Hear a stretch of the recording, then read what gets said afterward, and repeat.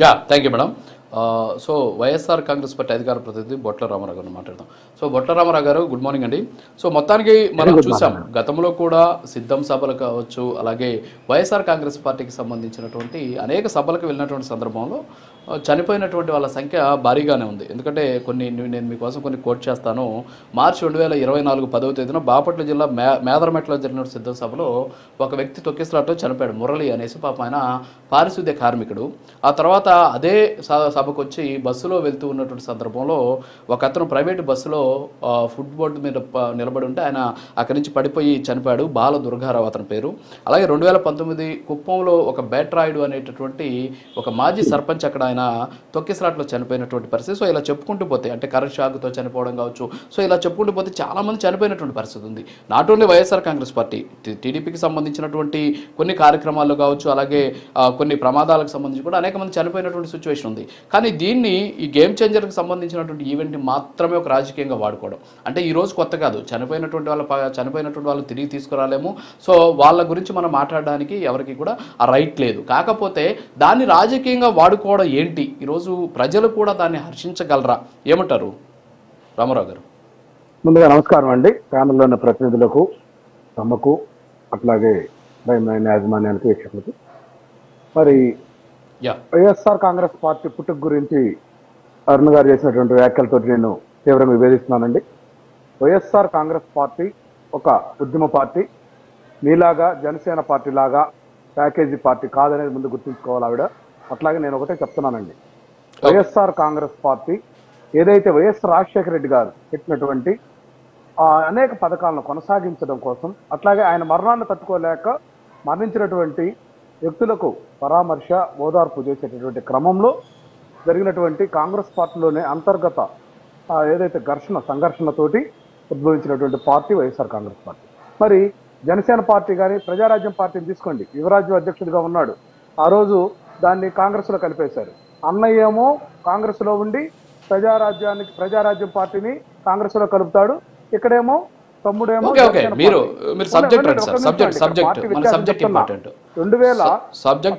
ఏర్పాటైనటువంటి ప్రజలకు తెలుసు కదా ఏ పార్టీ ఎలా ఏర్పడింది అనేది ప్రజలకు తెలుసు. ప్యాకేజీల కోసమే ఇవన్నీ గతం సార్. మన సబ్జెక్ట్ ఇంపార్టెంట్ సార్. సరే వాళ్ళ సబ్జెక్ట్ ఇంపార్టెంట్, సబ్జెక్ట్ కి రండి మీరు. నేనేమంటున్నానంటే సబ్జెక్ట్ ఇంపార్టెంట్ మనకు. వస్తున్నానండి.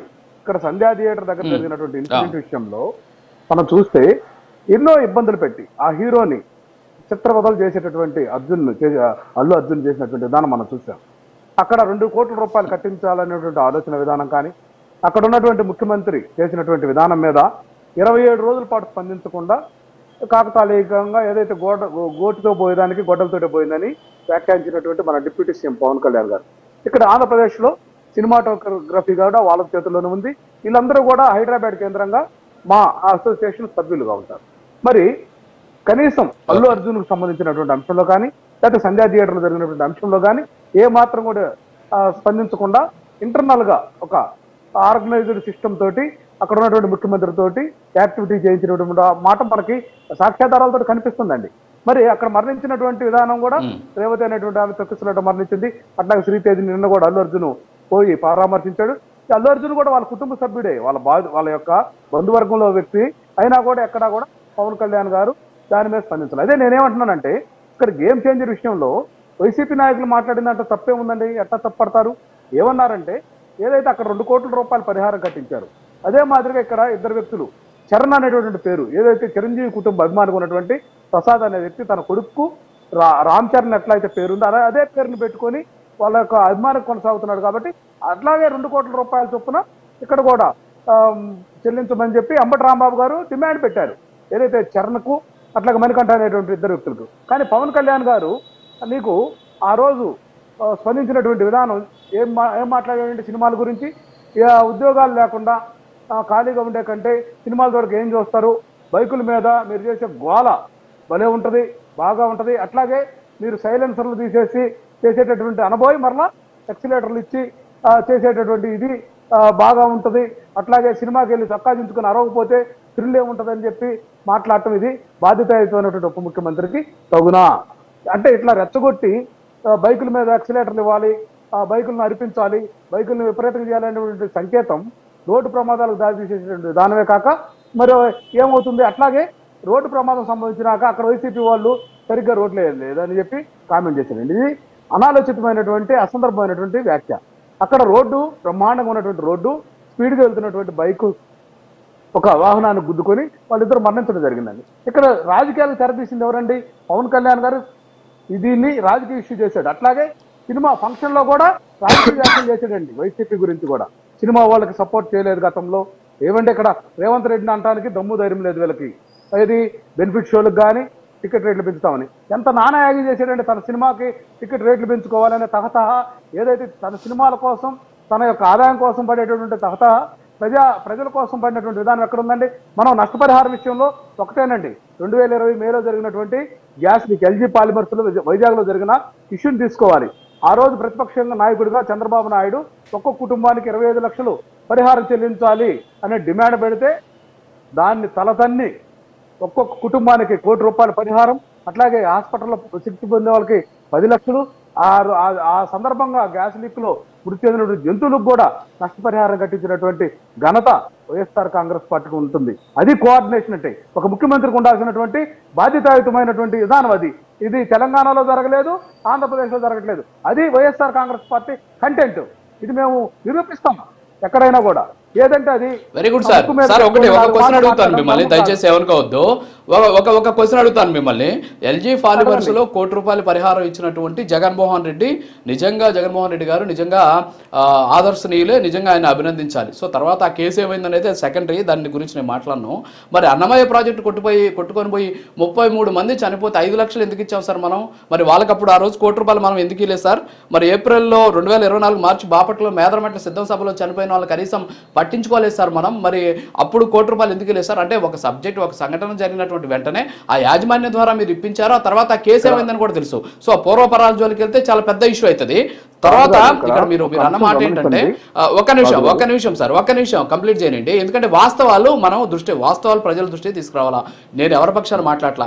ఒక్క నిమిషం, మీరు పవన్ కళ్యాణ్ గారు ఏదో మాట్లాడారని కూడా ఇందాక చెప్పారు. సో పవన్ కళ్యాణ్ గారు మాట్లాడేది పక్కన పెడితే అభిమానులు అనే వాళ్ళు ఏ విధంగా ఉంటారు అనే దానికి ఒక చిన్న వీడియో మీరు చూడండి ప్లీజ్ సార్. ఒక్కసారి ఆ వీడియో ప్లే చేయండి ప్లీజ్.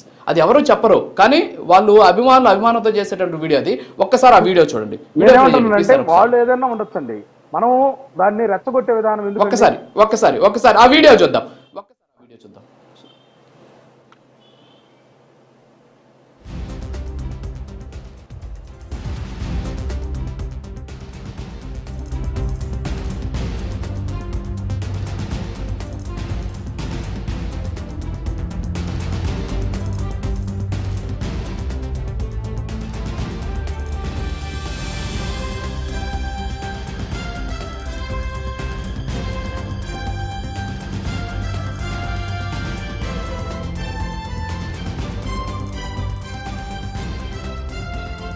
చూసాం కదా, అది జగన్మోహన్ రెడ్డి గారు చెప్పలేదు, లేకపోతే ఆ సభను నిర్వహిస్తున్నటువంటి నిర్వాహకులు చెప్పలా.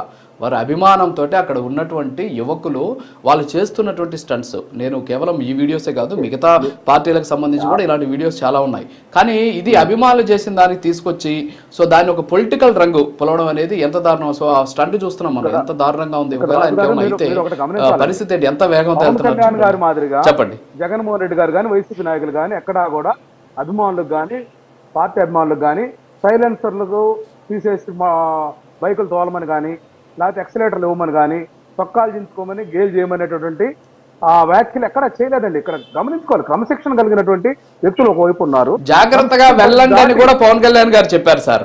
జాగ్రత్తగా ఇంటికి రీచ్ అవ్వండి అని కూడా పవన్ కళ్యాణ్ గారు చెప్పారు. అంతవరకు చెప్తే మేము అభినందిస్తామండి. కానీ దాంతో పాటు చెప్పినటువంటి వ్యాఖ్యలు మీరు బేరీజ్ వేసుకోండి. ఒక హీరోని ఫాలో అవుతారు జనరల్ గా ఎవరైనా కూడా. ఫాలో అయ్యే దాంట్లో మీరు ఏం చెప్పారు? చొక్కాలు దించుకొని గెంతులు వేయండి. మీరు అట్లాగే మాట్లాడారు. ఒక నిమిషం అంటే పవన్ కళ్యాణ్ గారు అంత క్లారిటీగా మాట్లాడారని నాకు కూడా తెలీదు. ఒకసారి రాయబడ్డాను గారు ఒకసారి ఒక 1 minute నీతిగా ఉంటుంది కానీ ఇది నిజంగా కాదండి. రామారావు గారు ఒక్క నిమిషం, అరుణ గారు ఒక్కసారి దానికి ఆన్సర్ చేయండి. నిజంగా పవన్ కళ్యాణ్ అలా మాట్లాడారండి? నేనైతే చూడలేదు. సో రామారావు గారు చెప్తున్నారు. నేనైతే రామారావు గారు క్రమశిక్షణ కలిగినటువంటి కార్యకర్తలు ఒకవైపు అని చెప్పేసి సార్ సిద్ధం సభల్లో పవన్ కళ్యాణ్ గారి బొమ్మని చంద్రబాబు నాయుడు గారి బొమ్మని, మోడీ గారి బొమ్మని పెట్టి కిక్ బాక్సింగ్ అదంతా ఏర్పాటు చేసి ఆ అరుణ. బొమ్మల్ని అరుణ గారు, అది గుర్తించినటువంటి అప్రస్తుతమైనటువంటి ఉన్మాద విధానం. చర్యకు రాయపాటి రెడ్డి గారు వాస్తవంగా పవన్ కళ్యాణ్ గారు అలాంటి వ్యాఖ్యలు చేశారా? మీరు సైలెన్సర్ తీసేయండి, లేకపోతే అది అలా చేయండి అని చెప్పి పవన్ కళ్యాణ్ గారి వ్యాఖ్యలు అర్థం ఏంటి అసలు? అది క్లారిటీ కావాలి ఎన్ని మనకు. కూడా వీడియోలు ఉన్నాయి, సార్ వాటికి వద్దు. నేను మాట్లాడతాను సార్. ఆయన చెప్పింది ఏంటి అంటే, ప్రస్తుతానికి ఎలాగో ఉద్యోగాలు కూడా లేవు, యువత మీరు మీ ఉత్సాహాన్ని ఆపడం మా వల్ల ఏ పని కాదు, కానీ జాగ్రత్తగా వెళ్ళాలి. ఈ వయసులో సైలెన్స్లు రైజ్ చేసుకుంటూ చొక్కాలు చించుకుంటూ సినిమా థియేటర్లోకి వెళ్ళి చొక్కాలు చించుకొని ఆనందంగా అరవాలి, ఆ ఎంజాయ్మెంట్ చెయ్యాలి అని చెప్పేసి ఈ వయసులో కాకపోతే ఇంకే వయసులో అనిపించింది. మీరు వెళ్ళండి, ఎంజాయ్ చేయండి, కానీ అంటే జాగ్రత్తగా ఉండండి అని అది చెప్పారు అది సార్ సభ్య క్లియర్ గా. సమాజంలో క్లియర్ అది గా సభ్య సమాజంలో బాధ్యతాయుతమైనటువంటి ఇంటి పెద్ద కూడా చెప్పినటువంటి సార్, అంశాన్ని బాధ్యతతోటి ఒక బొమ్మలు పెట్టి పార్టీకి గుర్తు సంబంధించినటువంటి చేశారు. నేతగా, వైసీపీ పార్టీ అది అట్లాగే ఒక చెప్పండి. డిప్యూటీ ముఖ్యమంత్రిగా ఒక బాధ్యతాయుతమైనటువంటి పదవిలో ఉన్నటువంటి వ్యక్తిగా ఎలా మాట్లాడతారండి అన్న గారు? దాన్ని మీరు ఎలా సమర్థిస్తారు? ప్రతిపక్ష నాయకుల ఏదో యొక్క బొమ్మల్ని మీ ఏదో ఒకటి సభల్లో పెట్టి మాట్లాడి మన గుర్తించారు. వెళ్ళడం కాదు. మీకు ప్రాక్టికల్ లైఫ్ లో యా, ఓకే ఓకే ఓకే ఒక్క నిమిషం. ఓకే ఓకే డైవర్ట్ అవుతుంది సబ్జెక్ట్. ఒక్క నిమిషం. ఓకే రామారావు గారు డైవర్ట్ అవుతుంది సబ్జెక్ట్. ఇటువంటి యా, యా. రెచ్చగొట్టేటువంటి మిగతా వ్యాఖ్యలు ప్యానలిస్టులు చేయడానికి ఉన్నారు, వార్త మాట్లాడండి. వైఎస్ఆర్ కాంగ్రెస్ పార్టీ వ్యతిరేకంగా యా, ఓకే ఓకే వైసీపీ నాయకులు మాట్లాడారు తప్ప మరొకటి భావన కాదు. Yeah, okay. దాన్ని మీరు అర్థం చేసుకోకపోతే లేకపోతే yeah, yeah, okay okay yeah, ఇంగిత అలాగే. జ్ఞానం యా, ఓకే ఓకే యా, మనకు శాసనాల వీరబ్రహ్మం గారు టీడీపీ సీనియర్ నాయకులు ఉన్నారు, వారితో మాట్లాడుతున్నాం. Good morning sir.